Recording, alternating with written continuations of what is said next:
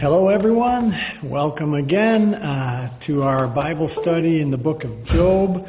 If you are in Western New York, we invite you to join us on a Wednesday night at 6 p.m., 3474 Creek Road in Youngstown, New York, at River Life Chapel. And if you don't have a home church, come and join us Sunday morning at 10:30 a.m., same place. And I always forget to mention, I'm involved with Christ Life Ministries, so if you look us up on YouTube, Christ Life Inc. on YouTube, you can find these videos. They make them there most of the time.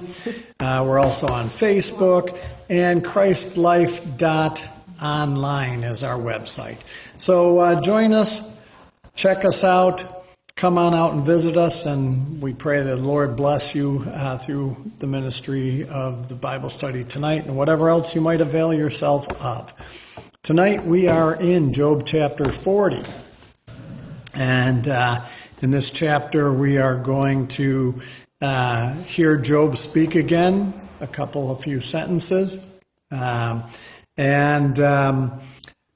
If we get to the end of the chapter today, we're going to be introduced to a impressive animal, the Behemoth. God has spoken about animals to Job previously, and the end of this chapter and into next chapter, we'll see a couple of very impressive beasts. And so we'll see how that all goes. All right, Job chapter 40. The first couple of verses I have, my little title is, How Dare You Challenge Me, Job? And so verse 1 and 2, Moreover, the Lord answered Job and said, Shall he that contends with the Almighty instruct him? He that reproves God, let him answer it. So my little note, Job, you have found fault with me. Are you going to instruct me? Answer my questions. So my note continues. We have something as believers, we have something Job did not have, which is 1 Corinthians 2:16. For who hath known the mind of the Lord that he may instruct him? But we have the mind of Christ. So Job didn't have the mind of Christ. We do. But even having access to the mind of Christ, we are not in a position to instruct God, because Jesus is God and God knows everything. So God is not going to instruct himself and teach himself something because he already knows everything. So even though we have access to the mind of Christ, we don't know everything. We have access to what God wants us to understand. We have everything that pertains to life and godliness. So even though we have something Job didn't have, Job didn't have any right to challenge God, and neither do we. All right, so verses 3 through 5, if somebody wants to read those verses, 3 through 5. Sure. Then Job answered the Lord and said, Behold, I am insignificant. What can I reply to you? I lay my hand on my mouth. Once I have spoken, and I will not answer, even twice, and I will add nothing more. All right, so my paraphrase, Job does finally speak, which is interesting because between Elihu and God, Job has been asked, answer me, probably 4 or 6 times. I didn't count it. But he hasn't said a word until now. And so now Job speaks and he answers, my little notes, Job answers and said that he is far too vile to speak before God. He's getting it. He's getting it. Lay hands on mouth, basically, I will shut up. I have nothing of value to add to our conversation. Again, that's a Bob paraphrase. Unscholarly, unlearned, just my paraphrase. I don't know if it was last week or the week before you had made a comment, Job says he is done complaining to God. Yeah, I can't remember. Was that last? It might have been last week, or I can't remember when, but yeah, he's learning for sure. So let's see. One of the commentators says Job was now ashamed at the way he spoke about God and his situation. He didn't go further. Another commentator, I have spoken namely against God, and then not answer, not plead against thee. My notes, Job in his anguish and frustration seems to have fallen from his previously held position. In Job 9:3, he acknowledges that he could not answer God. After that, Job repeatedly demands an audience with God, and now Job knows that he cannot answer God. So in 9:3, he said, if a man will contend with him, he cannot answer him 1 in 1,000 times. So Job went from, I can't answer God, no one can answer God, to, God, answer me. I want to stand before your courtroom. I want to plead my case. To, I think I'll shut up now, So, yeah, Job fell from his previous position, and now he's being restored, but better. And we'll see that as we go into the next couple of chapters, too, especially the last one. So in verses 6 and 7, God challenges Job. He says, then answered the Lord Job out of the whirlwind and said, gird up thy loins like a man. I will demand of thee and declare thou unto me. So here again, God's saying, come on, answer the questions. Just say yeah, go ahead. Especially verse 7, prepared to defend yourself. I will question you, and you shall answer me. Like God is really speaking like a lawyer. Mm-hmm. Like he's speaking about, and the way God, and especially lately I've been studying things, that he, through all of creation and all the history of time and all, he has laws and everything in a ordained way, and he addresses it all in justice, and it's all exact. And so especially when he's talking like this to Job, he's in that way again, that mode of, okay, I know how to take care of this, I know how to speak about this, and don't assume that you know how to do it like me, because I run the whole universe, so and I know how to do it like a lawyer, and I do it exactly right.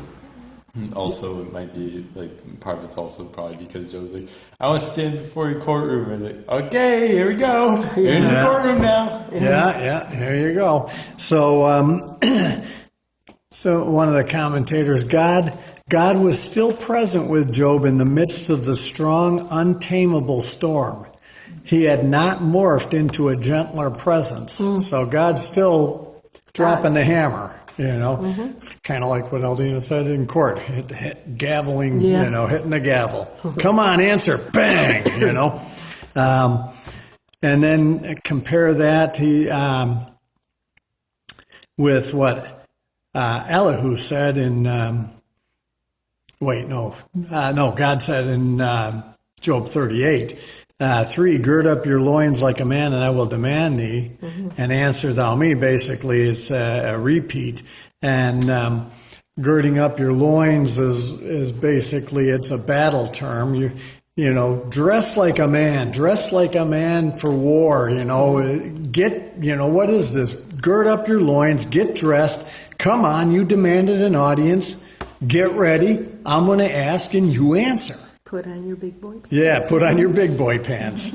And, so Job was not inclined that way at this point.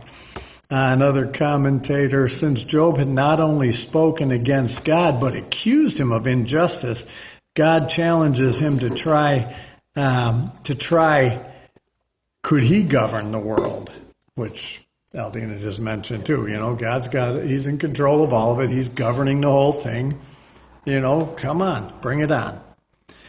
So verses 8 through 14, Job 48 through 14, can you prove me wrong or save yourself? So if somebody wants to read verses 8 through 14, that would be good. Okay, I'll do it. Will you really annul my judgment? Will you condemn me that you may be justified? Or do you have an arm like God?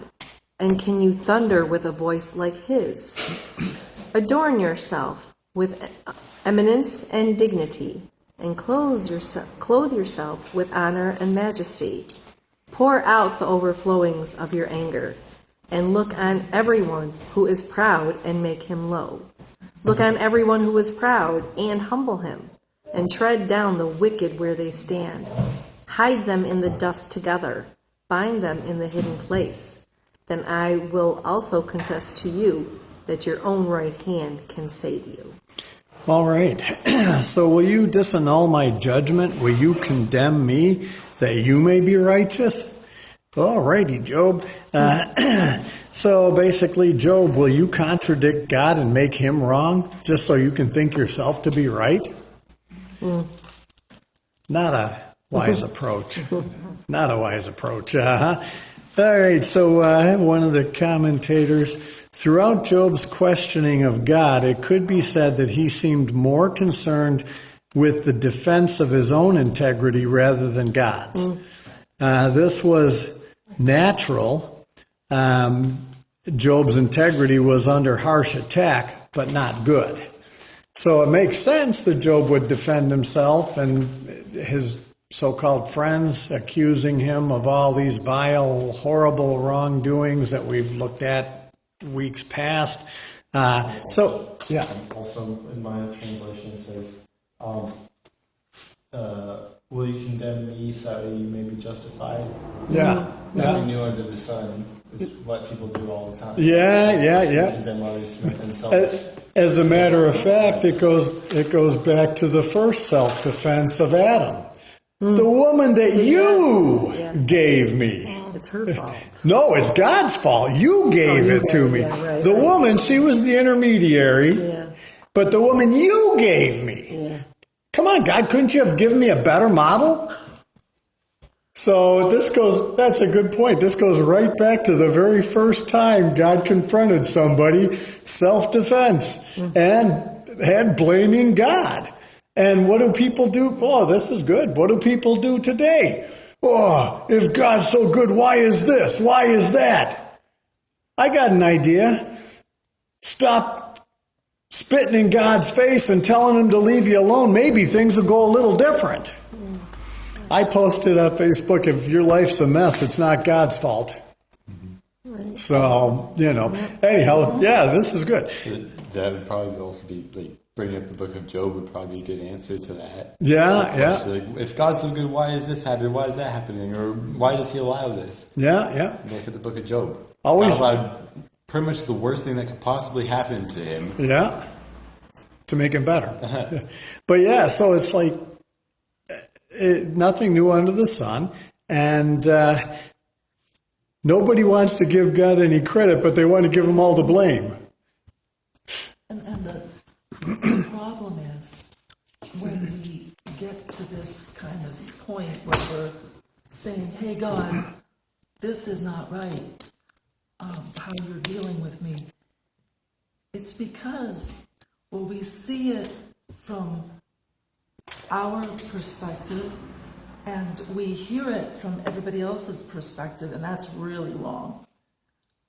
But we don't understand that there is another perspective, and it's God's perspective, and he wants us to get to know what that is.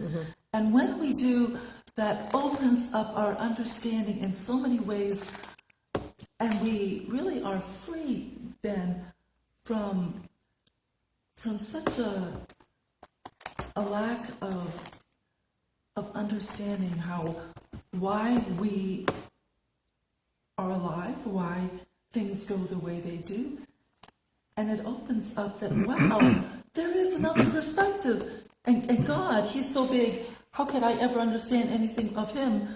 But he says, I can teach you. I can show you things. And it will make all the difference. Yeah, because we're stuck otherwise. Mm-hmm. Because if we have been really like we've been faithful to God, well, and we can know that. We can sense that. We can know we have done our best. But then all these voices are saying the contrary. And we know deep inside, no, that's not right. But God says, I want you to understand my perspective of this. Yeah. Yeah, no, God, we have the mind of Christ, like I mentioned before. So we have access to the mind of Christ. God can certainly reveal his truth to us. And when we're saved, we got the Holy Spirit, we have the teacher. So the only potential drawback is to think that what we think is what the Holy Spirit's actually said. God will never, ever contradict Scripture. Mm-hmm. So anyhow, that's another whole thing. So, yeah. All right, verse 9. Have you an arm like God, or can you thunder with a voice like him? Nope. Yeah, arm like God speaks to and of God's omnipotence. But what does arm mean? Does it mean like authority? Yeah, well, it's all power. It's power. Mm-hmm, yeah. Mm-hmm. So that's where when I looked it up, basically it's addressing God's omnipotence. And Jesus seated at the right hand of the Father, that's the power side.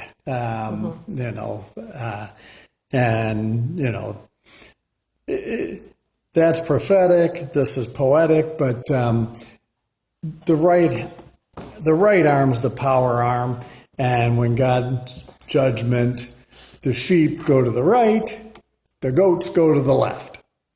Don't be a goat. All right, that's another whole story, another whole Bible study. But the arm of like God speaks of omnipotence. So far, Job failed on every single question. He hasn't been able to do one thing God asked him. So much for omnipotence. And then thunder, that reflects back on what Elihu said in Job 37:4, when Elihu spoke of the thunder of God's voice. And as you go back and forth, you see a lot of similarities between what God said and what Elihu said, rolling out the red carpet for God coming on the scene. So, verse 10. All right, Job. Clothe or deck yourself now with majesty and excellency, and array yourself with glory and beauty. So, Job, can you give yourself glory? Come on, clothe yourself, Job, with excellency and majesty. And array yourself with glory and beauty. So let's see what the commentator says. See, have you power and majesty like God's, to enable thee to judge and govern the world? That's what one of the commentators said. Job, you can't even give yourself glory and good clothes, yet you would contend with me? That's, again, my paraphrase. Also, it's kind of interesting because at that time, Job's clothes were probably not very pleasant. No, at that point, no. They were not very pleasant, and at that point, he didn't have anything else, really. I mean, everything was destroyed or taken or whatever. So at that point, he didn't even have the wealth to buy good clothes, and he certainly wouldn't have put them on him because he was too busy scratching himself with broken pottery. You're not going to do that to your best suit. So even if he did have one left, he probably wouldn't have put it on because it wouldn't have been good for long. Job. It's like talking to a kid. Yeah. And they're all mouthy. Yeah. Well, you go to work. eternal living. You could Yeah. You know? Yep. Absolutely. You disperse justice over everybody else. Yeah, that would be scary, wouldn't it? Probably not quite as scary. Well, it reminds me, people often said, well, if I were God, the reality is if I had God's power, I would. Mm-hmm. If I were God, I'd be doing exactly what he does because it's perfect, you know. So the real thing to say is if I had God's power, I'd really screw up the world. That would be the reality of it. Okay. Verse 11. Cast abroad the rage of thy wrath, and behold, everyone that is proud and abase him. Behold, this is a commentator, behold, can you as God by a mere glance abase the proud? So basically, cast your glance. How does it say? Yeah, cast abroad the rage of thy wrath, and behold. So one of the commentators, with just a mere glance, can you take care of the proud? Can you bring judgment, destruction, just with a mere glance? All right. Job's still batting 0%. He has no. If this was the criteria, he would have no hope of ever making Major League Baseball. Or T-ball, for that matter. One thing I'm kind of curious about is how many questions does God ask Job? I don't know. I didn't count them. If you're that curious, go home and that's your homework. Yeah, right.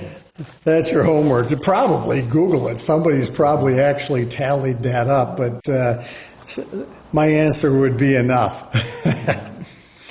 All righty. Yeah, somebody probably looked that up already. Verse 12. Look on everyone that is proud and bring him low, and tread down the wicked in their place. So he's continuing on. Job, you want to unjustly judge me, but you cannot even bring just judgment on the proud? Okay. Yeah. Now, more and more we're getting the understanding of why Job decided not to open his mouth again. Smart choice. Yeah. God wasn't done with the slap down yet, though. Yeah, he's still at it. All righty. Let's see, verse 13. Did you get the answer? No. I know. I knew he was looking it up. Verse 13. Hide them in the dust together and bind their faces in secret. So he's continuing on with Job, this judgment against the proud. Can you bury the wicked in secret in the world below? So some of the translations say in secret, some say in the dust. In the faces, in the secret, in the grave. So when I looked at that, there's nothing strong there, but there seems to be possibly another hint in Job at an afterlife. Again, this would not be something. What's 77. Okay, so according to Mr. Google or wherever Ethan checked it out, God apparently asked Job 77 questions. No? That might only be in one chapter? 39. I was going to say. Okay, in chapters 38 and 39, apparently God asked Job 77 questions. 7's the number of completion, so I guess 77... God would have completely completed his decimation of Job. There's only a couple questions in 40. They're all statements. Yeah.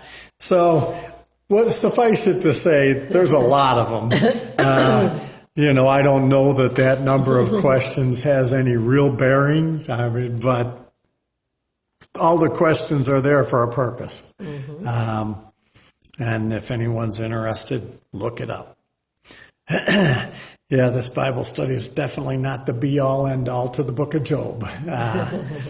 guaranteed if I read Job again next year or in a month from now, I'll see some new things that I didn't see throughout all the studying we've been doing in the book so far. So another one says there's 66.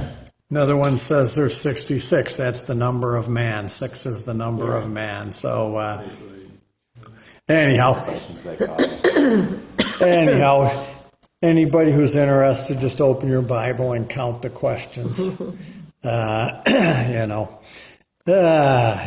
Okay. So, verse 13, can you bury the wicked in the secret in the world below? Another hint at the after.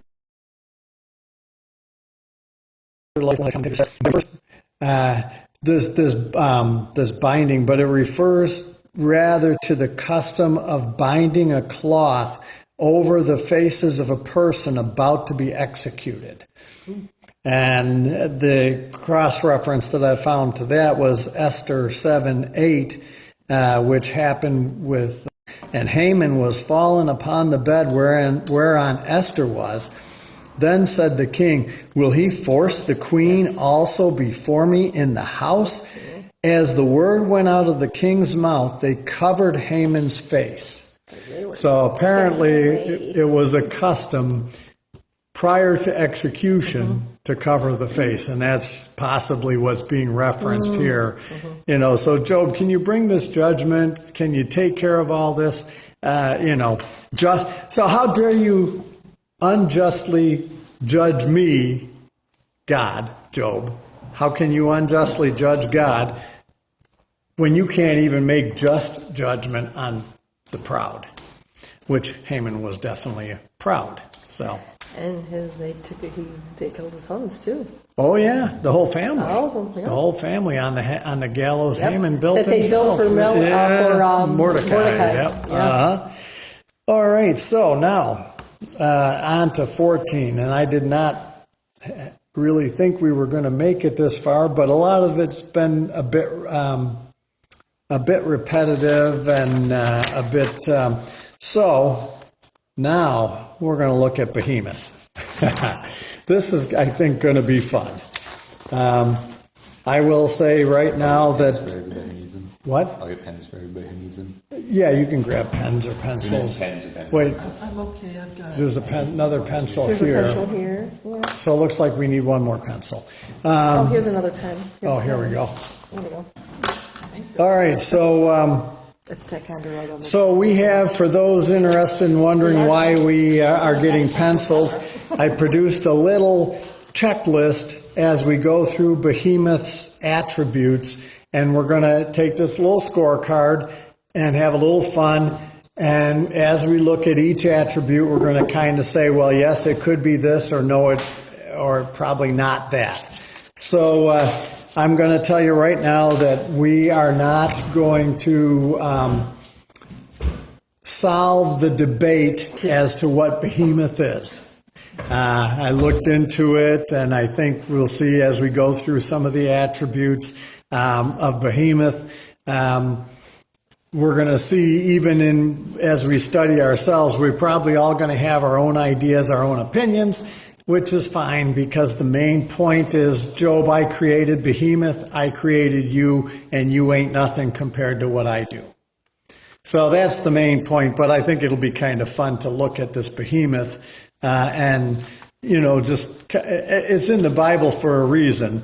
And so, we don't want to go too far, like over the main point, but at the same time, let's kind of study it and have some fun with it. So with all these descriptions, we're just going to check which animal or animals it might apply to. Gotcha. Okay. So, and we'll talk about what's on the sheet. I held it up for people to look at online, but we'll talk about what's on the sheet as we go and when we get there.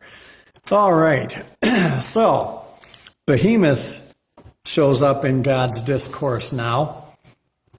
And verse 15, behold now Behemoth, which I made with thee. He eats grass as an ox. Okay, so somebody else got another translation. I think reads a little different. Eats grass like an ox. No, the first part. Mine is the easy to read version. But look at the behemoth. I made the behemoth and I made you. Yeah. He eats grass like a cow. Okay. Yeah. So the idea with King James was, which I made with thee, doesn't read quite as easy as I made the behemoth and I made you. Yeah, which I made as well as you. Yeah. So I made as well as you. Again, another reference.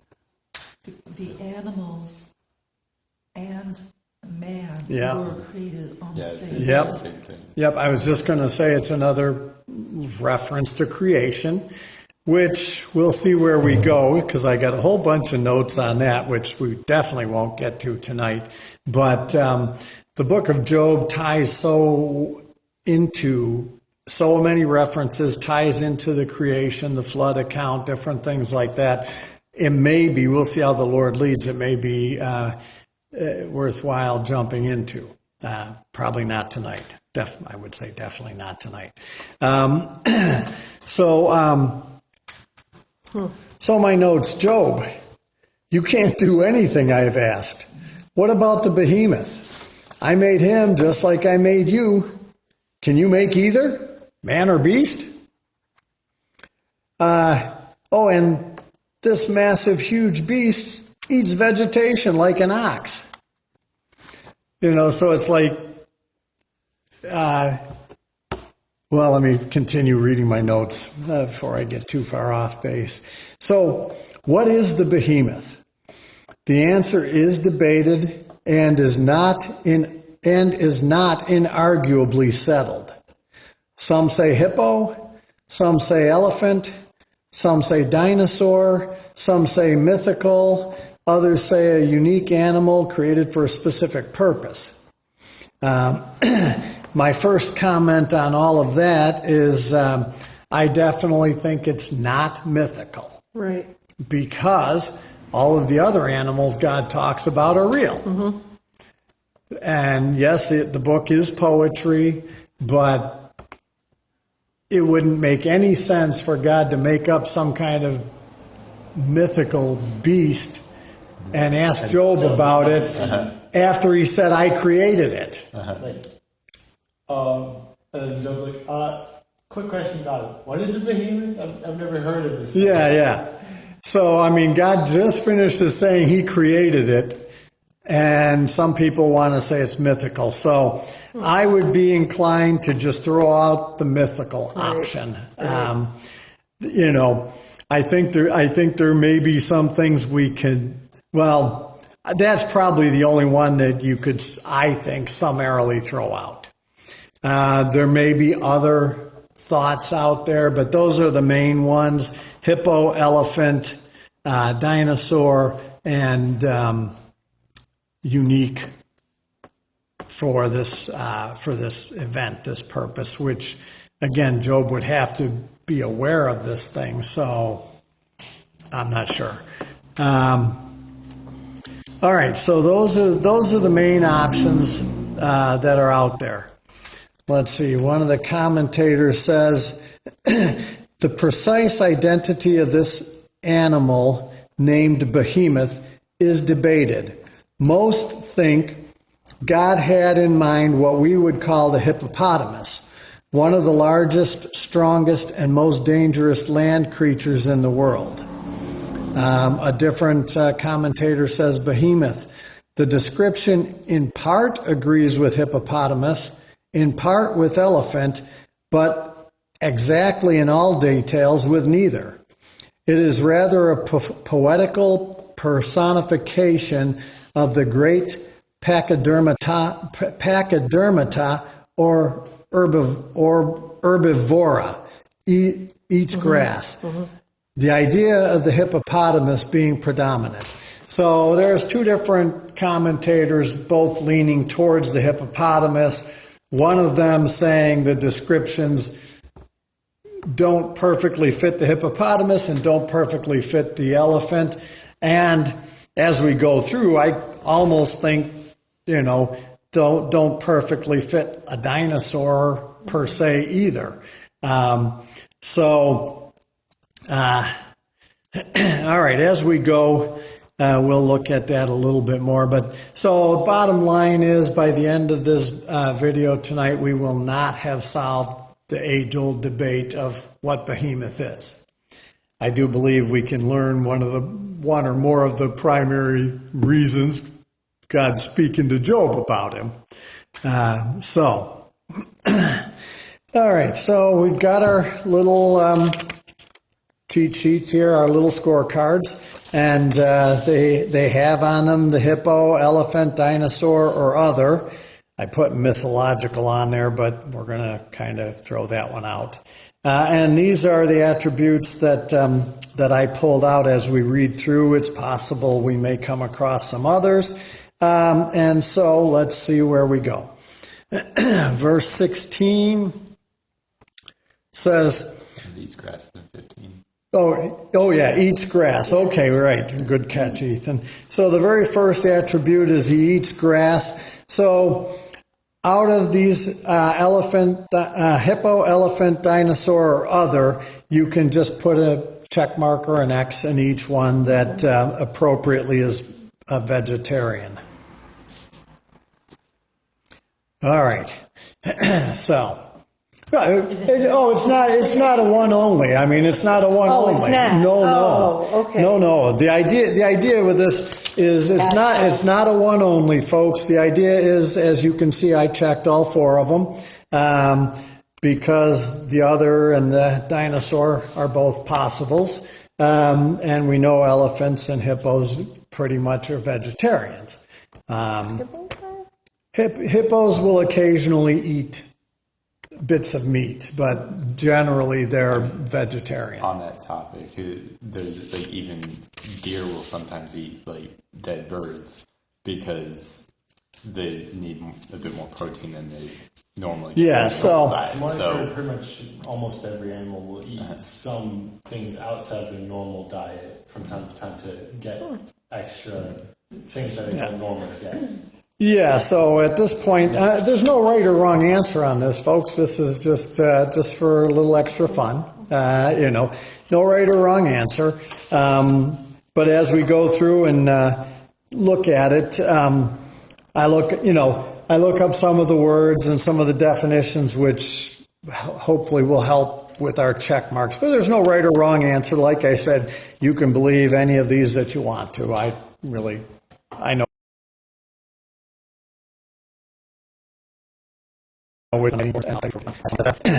But just because I lean in a certain way doesn't make it so. All right. Verse 16. Lo, now his strength is in his loins, and his force is in the navel of his belly.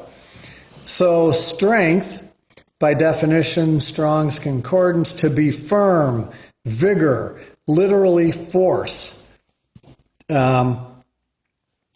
In a good or bad sense. And another part of the definition is produce, and from its hardness, a large lizard. So that's all part of the definition of strength.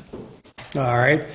So the word strength has literally to be firm, force, and so on and so forth. And loins, or it also includes a large lizard. Not that I'm promoting dinosaur. But that is part of the definition. I didn't make any of this up.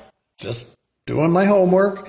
And then loins, interestingly, is to be slender, properly the waist or small of the back, only in the plural loins, greyhound. So strength in the loins, so that's the two words I defined. When I read that, strength in the loins seems to me to be hinting towards possibly the opposite of being slender in the waist. Okay? Strength in the loins. And the loins is slender in the waist, but there's strength in the loins. So I'm reading that, and again, that's just me. I'm reading it as the opposite. And the one of the commentators, or Strong's, I think it's Strong's, the last example is a greyhound. Well, I'm not thinking greyhound is a behemoth. I can see why a greyhound would be with like loins, because they're pretty slender. Yeah, slender in the waist, but it's speaking of strength in the loins, and strength is... It says in the New King James, power in his stomach. Power in his stomach. Okay, I think, was the stomach the next one? 16. Oh, it's still 16. Okay. Yeah, okay. Yeah, mine says muscles 16. of his belly. Yeah, so we got loins, but then the next part of it is the navel of his belly, or the muscles of his belly. So anyhow, strong loins. Pick which animals you think would be, however you want. Again, no right or wrong answer. Sure wouldn't want to meet this creature. Yeah, that's for sure. So again, no right or wrong answer. Strong loins, strength in the loins. However you want to go with that. All right, and then. Also, I'm assuming that we can probably check off every box for other, because we don't know what other. Yeah, you can check off. Other is, to me, I just put it on there because, other is other. So, whatever, it's just there. You can, if you want to make up another, whatever other is, I mean, if you want to say behemoth is a giant ant, if you want to say behemoth's a giant ant, then go for it. I would not advance check them all off, because I think you're gonna find other you can. Other you can. I'm talking about all of them, because I think we're gonna find some that don't apply to certain selections. Right. All right. So then the belly muscles. Where did I have that? Did I not look that up? 16. I did look it up. I didn't mark it down. Okay, so I guess belly muscles, make of it whatever you want. Abs. Yeah, Six packs. it's actually, when I looked it up, one of the commentators said something about like powerful muscles, and then it's powerful muscles, but one of the commentators said that on an elephant, the stomach is its weakest spot. So they used that to discount the elephant. I definitely didn't pick elephant. So, the next one's the discounts the elephant for me. what? The next one's the one that discounts the elephant for me. Well, and again, hold on, and yeah, we'll get there. I mean, that's definitely one that discounts for me too. So belly muscles. You can score it whatever way you want on that. For some reason, I didn't mark that down. I remember reading it, but all right. So then verse 18. His bones are like strong pieces of brass. His bones are like bars of iron. Anybody got a different translation? Did you skip a verse? Yeah, 17. 17. Did I miss 17? You did. Oh, okay. Oh, I looked over here. It says 17 here, and I thought that was the one I just did. Okay. He moves his tail. No, I don't want to miss 17. 17's an important one. He moves his tail like a cedar. The sinews of his stones are wrapped together. So this one, I pulled out some other English translations, because basically when I looked at this, the verb that's used there is debated as to exactly kind of what it means. So I pulled out a few different translations. King James, he moveth his tail like a cedar. New American Standard, he bends his tail like a cedar. NIV, his tail sways like a cedar. New King James, he moves his tail like a cedar. REV, Revised English Version maybe, his tail is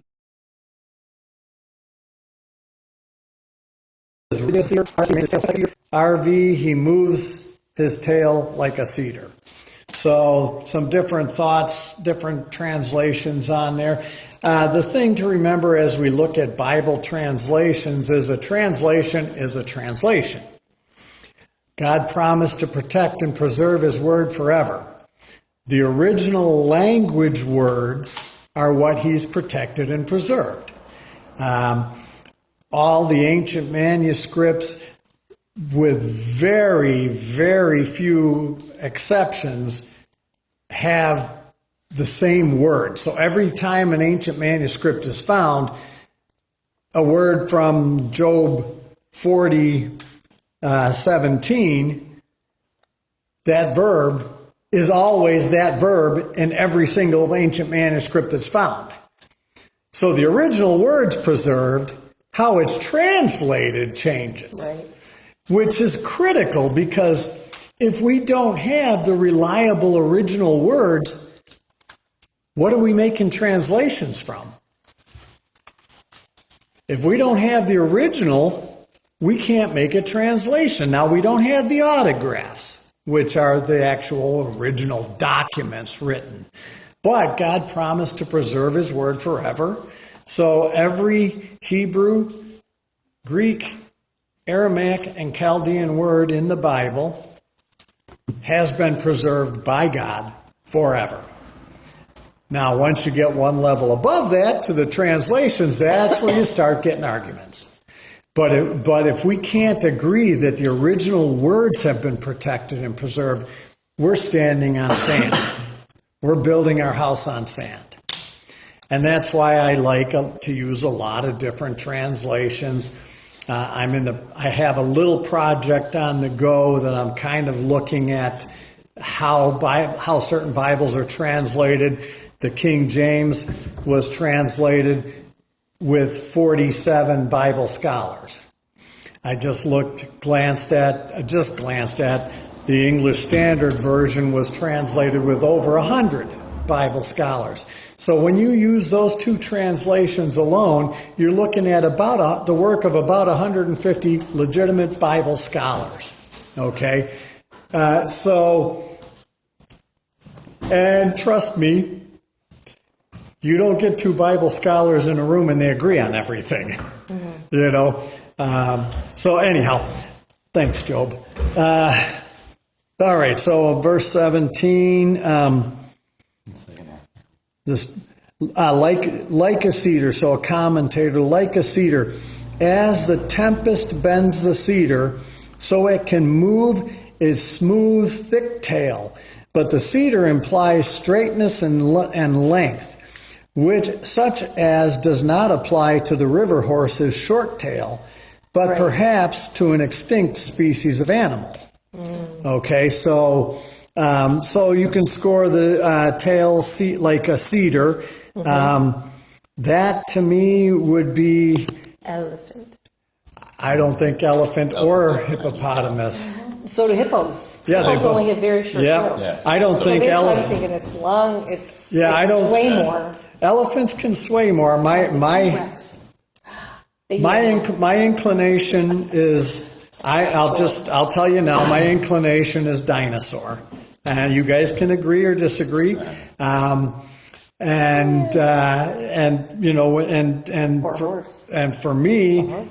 for me, it goes with one of the sauropods. Mm-hmm. Like the brontosaurus type of that type because those things have tails. But as we get further, there's a couple of these that are a little harder to make fit with a dinosaur. That's why I say we're not going to solve this tonight. To me, the only reason people throw out the dinosaur motif is because we've embraced evolutionary age of the world, and man and dinosaurs don't live together. That's a whole nother Bible story. The simple fact of the matter is they've found human footprints with dinosaur footprints in the same place at different locations. They found dinosaur paintings in the walls of caves. It's not the dinosaurs painted those paintings. No, the dinosaurs didn't paint them. So again, that's a whole nother Bible story and a whole nother Bible study. But for tonight, let's just take the attributes, not the debate as to whether the earth is 13.75 billion years old and dinosaurs lived 8 billion years before man. Let's just throw that out for tonight and talk about the animal characteristics. And just go with that. I mean, because we could get into that Bible study. I'm not prepared for that tonight.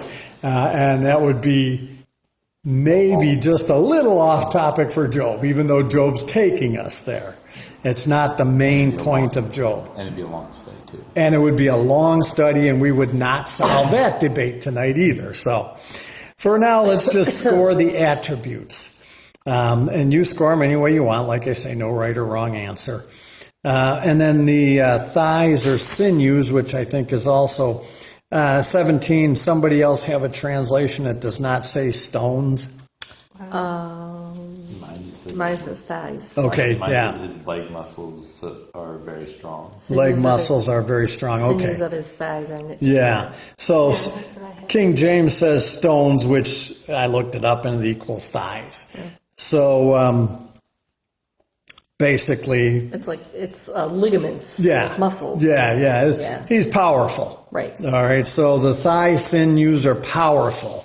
So the basically leg muscles. So score that attribute for whatever you think would be appropriate. All right. Next up, we've got 18. His bones are strong pieces of brass. His bones are like bars of iron. Somebody got something different on 18? I have bones are like beams of bronze. Uh-huh. His ribs are bars of iron. Okay, ribs, okay. Did you say tubes of bronze for yours? Nope, I said bones again. Mine are his bones are tubes of bronze. Okay, tube. But then the second part was... Same, yeah. Says the same? Limbs are like bars. Limbs, okay. But the reason I ask is because King James uses the word bones twice, and it's two different Hebrew words. Mine says legs is for the second half. Legs, okay. So bones, the first word... Yeah, the first word, bones, is a bone as strong by extension, the body, figuratively, the substance. So the first word, bones, is strong, and it could be referring like the whole skeletal, the whole body, whatever. The second word, bones, which some translate limbs, has some similarity. A bone as the skeleton of the body, hence the self. So there's some interaction, interlinking, but they're two different words. And so basically my summary of that one is everything about him is strong. And then strong/tubes has this one I found interesting. The part there, it says strong or tubes, I think. Somebody said tubes. Tubes, yeah. Okay. Mine has rods. Yeah, rods. Okay. That one I found very interesting. That has kind of the concept of steel reinforced concrete. So the body is powerful, the muscles are powerful, but the bones are like steel reinforced concrete. So you got the concrete, the body, muscular, powerful, and then you got the steel reinforcement inside. Yeah. I think you kind of said that. So they said what I'm going to say, but it's kind of like the muscles are like concrete and the bones are like steel. Yeah. Bronze is an interesting word too, because it is copper and brass connected to itself. It won't oxidize. It'll last hundreds and thousands of years. Ooh, that's cool. I didn't pick that up. Did I look up bronze? I think I looked it up and it just said, or I looked up brass and it said bronze, copper. Yeah, cool. So, Dinosaurs, we still have their bones around. yeah, good observation. Good observation. If it was a dinosaur, their bones are still around. That's what I was thinking. That is pretty cool, Andrew. Okay. That is pretty cool, Andrew. I like that. Heck. I like that. So again, if you want to throw out dinosaur, that's fine, but just attribute by attribute, that's all we're looking at here tonight. As far as I'm concerned, we just don't have time right now to get into the debate of evolution and did dinosaurs coexist with people. So just based on, and then iron limbs. So we got bronze bones and iron limbs. Steel, iron. Okay, so score those two however you want. So far, for me, hippo and elephant are tied. There you go. Swords pulling ahead. Not me. Yeah, I got dinosaur way in the lead. Off because the elephant has the weak spot thing that you mentioned. Yeah, the muscle weak spot. So anyhow, you guys scored no right or wrong. You come to your own conclusion. As long as you don't miss the point of, hey, Job, you can't do any of this. You know, as long as you don't miss that you're probably good.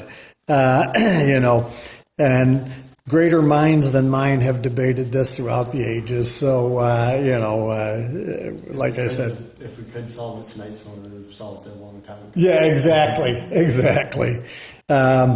Just as long as we don't see, a lot of times people like to focus on the tree and then they miss the forest. Right. And then other people focus on the forest and they miss the trees. Right. You know, so we don't want to do either. It's important. This is all here. It's important.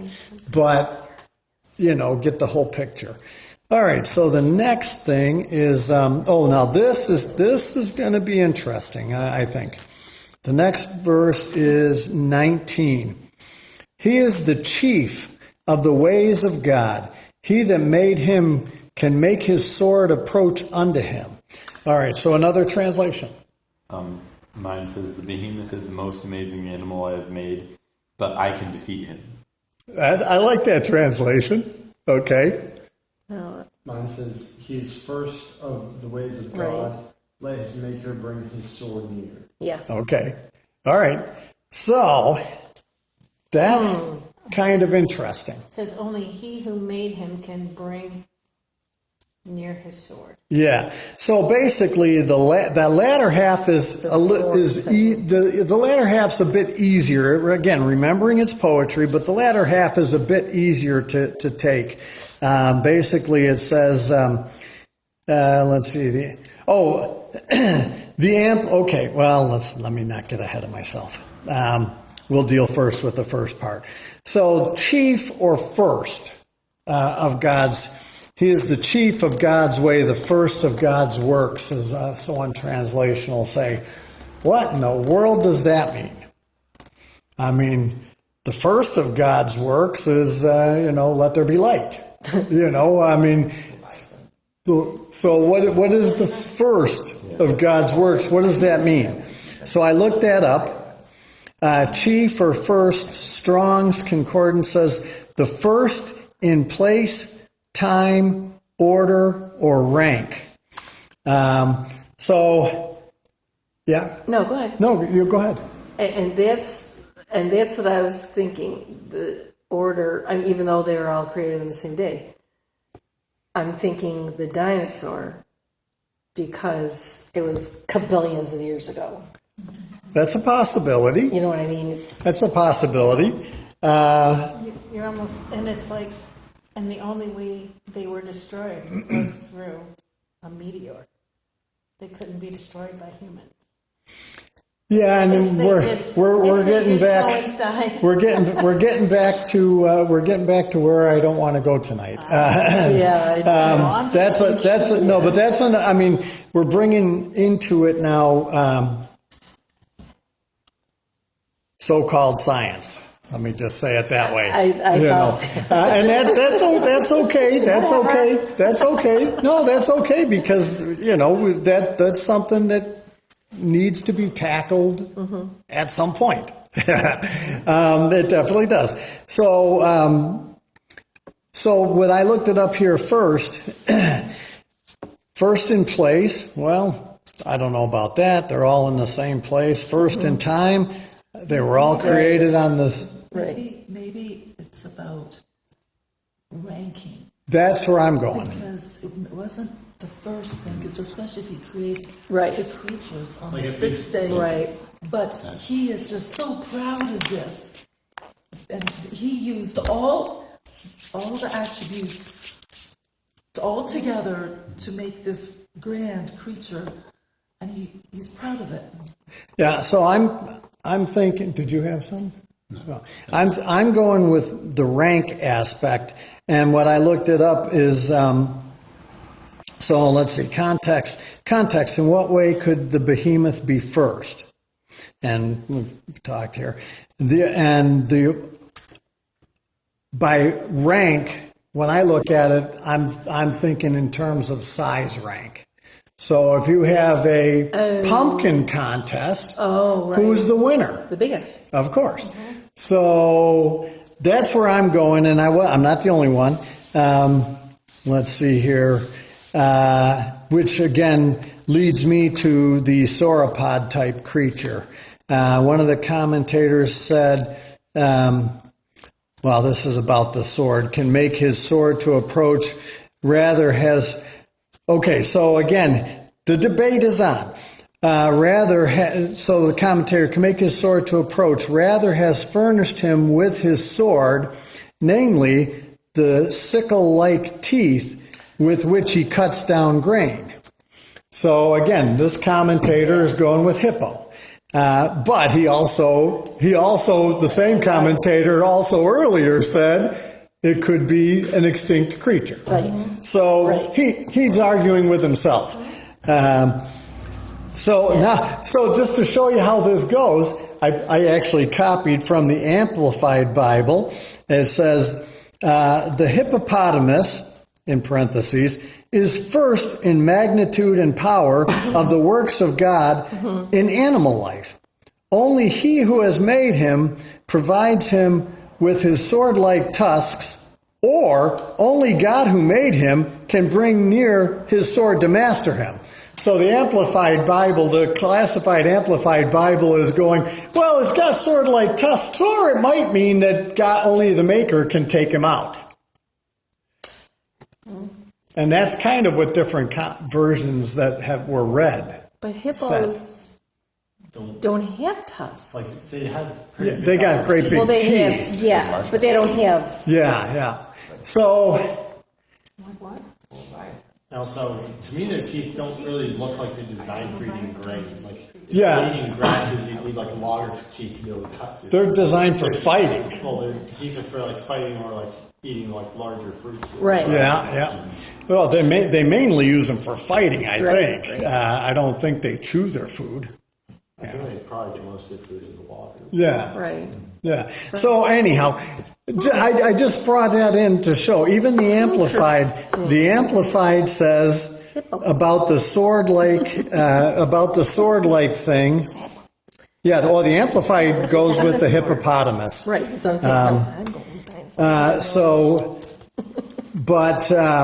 oh, you chose same-sided. Yay. What's that? You picked same one-sided. Yay. Oh, good.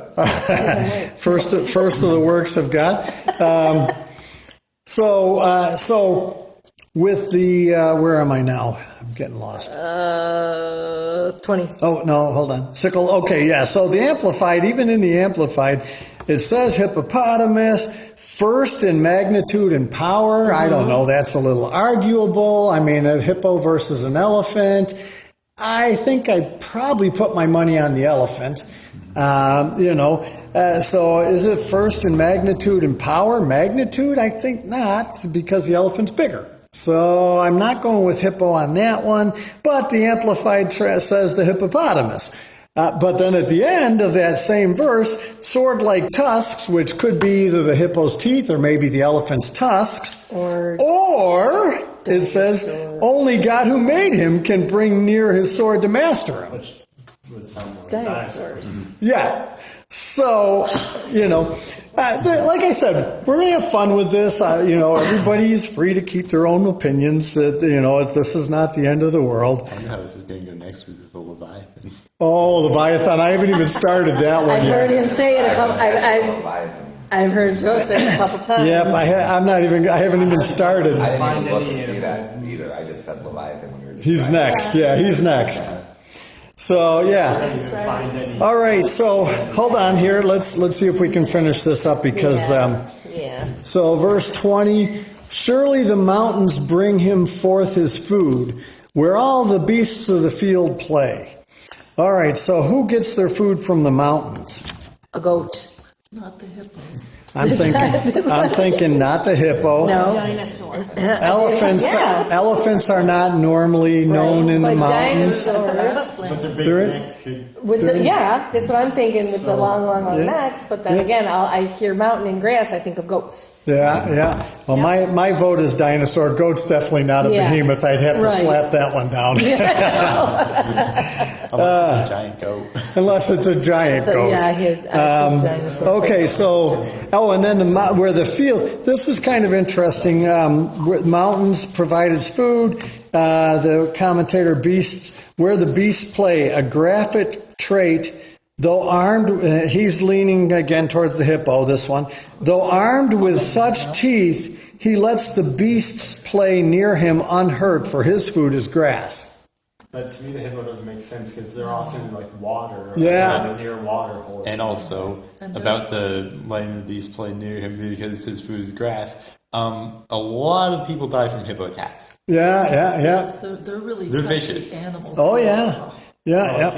And also, to me, with the wording of like letting the animals play, to me, kind of makes this beast seem like much bigger, like as if these are like little children running around. Or in play, I'm thinking they just can reside in the same area. Yeah. Not necessarily, This giant creature is just kind of passive to them. Yeah. It's almost like it wasn't like a brontosaurus or zebra over there. Okay. If it was a brontosaurus or something like that, it kind of beats to the other animals like these four moving tree trunks. And it wouldn't care what's going on around it. Okay, and also because it said earlier in the chapter that it eats grass like an ox. So these wild animals, they're not going to be eaten. No. So they're just playing. They're Not by him, but he could get eaten from other animals if he wasn't bigger. Yeah. Right. Yeah. A lion or, whatever eats meat. Yeah. Okay, are we moving on to the shade trees now? Sure. All right. 21, he lies under the shady tree in the covert. I'm going to do 22 as well. In the covert of the reed and marshes. The shady trees cover him with their shadow. The willows of the brook compass about him. And then I have a hard time with where it says shade trees. Because in my translation it says the lotuses. Yeah. And those are reed-like plants. And I think they grow fairly tall, but not tall like a tree. Yeah. So I looked that up, and shady trees, rather lotus bushes, in the shelter of the reeds. These descriptions are marsh reeds. So this one to me is difficult to go with the dinosaur, which is my preference, because dinosaurs, the brontosaurus or the larger dinosaurs, are not going to be shading themselves under marsh trees and reeds.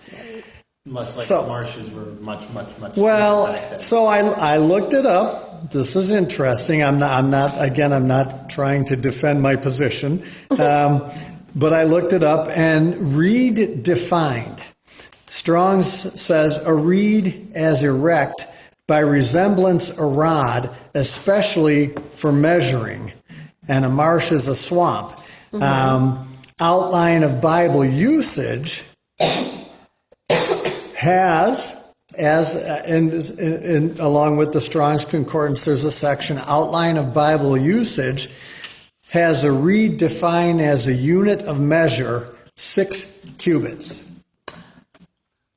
6 cubits is 108 feet. I would say that's a dinosaur.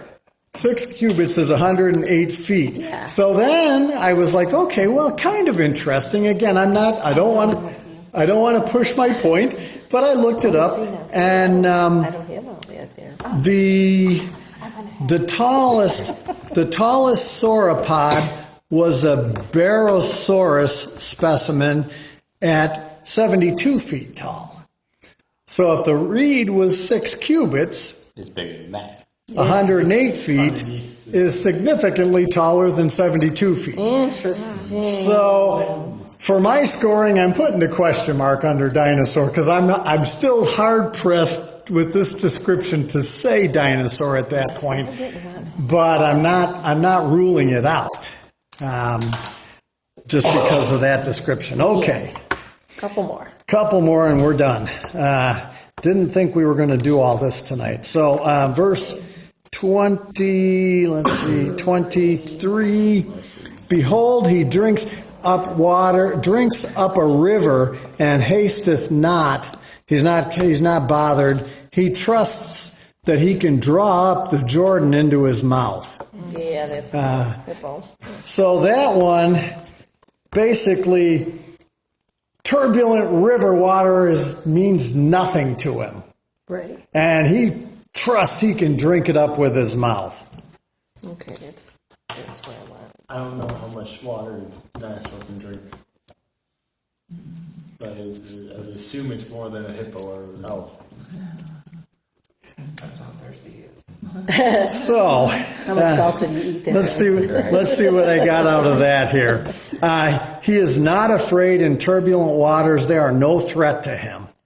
One of the commentators, this is interesting, and not exactly on the same topic, but one of the commentators, because the word Jordan is used there, the Jordan River. Jordan is used for any great river being a poetic generalization. The author cannot have been a Hebrew, or he would not have used the Jordan where there are no river horses.